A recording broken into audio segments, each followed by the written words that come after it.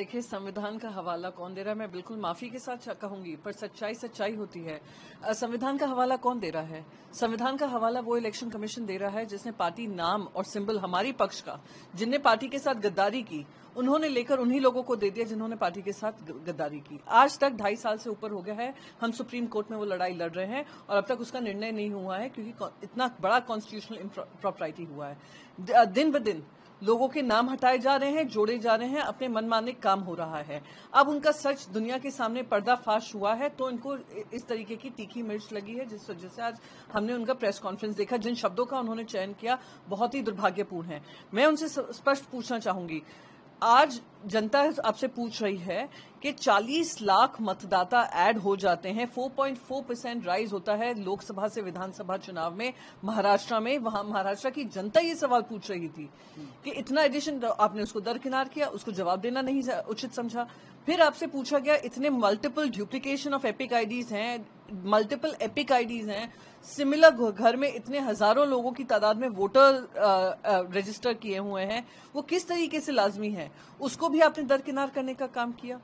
और आज जब सवाल पूछा गया है, आप इस आड़ में कि हम प्रिवेसी का हनन होता है, प्रिवेसी का हनन एक पब्लिक एक्सरसाइज जो होती है वोटिंग, जो इंडिया एक फेस्टिवल के तरह डेमोक्रेसी का फेस्टिवल मानती है, उन इलेक्टोरल रोल्स को आप छुपाने की कोशिश कर रहे हैं।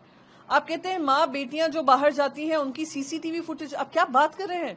आज वो माँ बेटियां निर्णय लेकर जाती हैं कि सरकार चुनेंगी और सरकारें गिराएंगी, और आप कह रहे हैं उनकी सीसीटीवी फुटेज, उनकी आड़ लेकर आप सीसीटीवी फुटेज हटाने का काम कर रहे हैं, छुपाने का काम कर रहे हैं। ये तो अगर आप सीएसडीएस का सर्वे देखिए, आज सवेरे ही आया है, एट इट्स ऑल टाइम लो है जनता का विश्वास अपने इलेक्शन कमीशन ऑफ इंडिया पे। आज उम्मीद ये थी कि इलेक्शन कमिश्नर उसको रिस्टोर करते, कहते हाँ अगर कहीं गलतियां विपक्ष से पाई गई हैं उसको आप भूल सुधार करने का काम करेंगे। और देखिए कैसे एक तरफा बयानबाजी हुई है, जहां पे राहुल गांधी जी से कहा एफिडेविट साइन करें, उसी दूसरी तरफ सिमिलर आरोप भारतीय जनता पार्टी के हेडक्वार्टर से आए। श्री अनुराग ठाकुर जी ने बहुत सारे ऐसे मुद्दे लाए, वही वोटर ड्यूप्लीकेशन, वोटर एडिशंस का, उनके ऊपर आपने चुप्पी बांधे रहे। आज जो ट्रस्ट डेफिसिट है जनता का, जनता आपसे सवाल जरूर पूछेगी कि आप क्यों नहीं जनता का विश्वास जीतने का काम कर रहे हैं, बल्कि आप जो कर रहे हैं वो सिर्फ भारतीय जनता पार्टी का विश्वास जीतने का काम हो रहा है।